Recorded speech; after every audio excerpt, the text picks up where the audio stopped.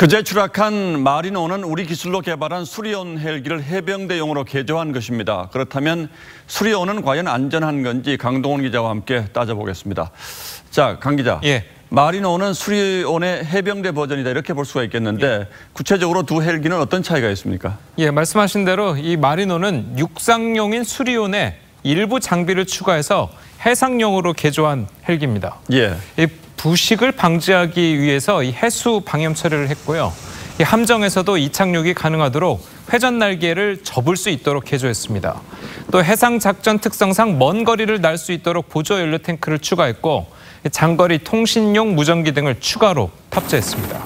뭐 그렇다면 본질적으로 큰 차이는 없는 거군요. 예. 그런데 어제 군이 공개한 사고 당시 영상을 보면서 굉장히 충격적이었다 이런 분들이 많은 것 같은데 맞습니다. 구체적인 사고 원인은 나왔습니까? 예, 전문가들은 이제 크게 세 가지로 원인을 꼽았습니다. 이 첫 번째는 이 사고기의 설계 결함의 가능성이 있고요. 예. 이 설계에 문제가 없다면 이 재질 관리가 잘못됐다고 말합니다.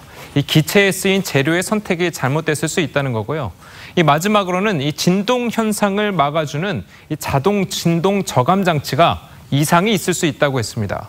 이 전문가들은 이 진동 저감 장치에 문제가 발생하면 이 기체 전체가 영향을 받고 이번 사고처럼 주 회전 날개가 뜯겨져 나갈 수 있다고 말하고 있습니다.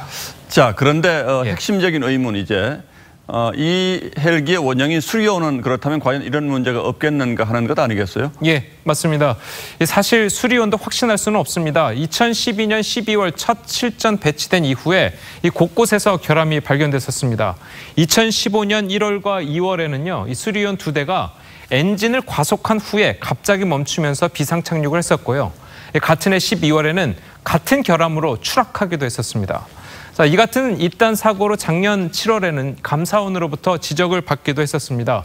이 헬기 전방의 유리가 쉽게 깨지고 기체 내부로 빗물이 또 유입되고 추운 곳에서는 엔진이 얼어붙어서 정지하는 등 이 전투용은커녕 헬기로서 안정성도 갖추지 못했다.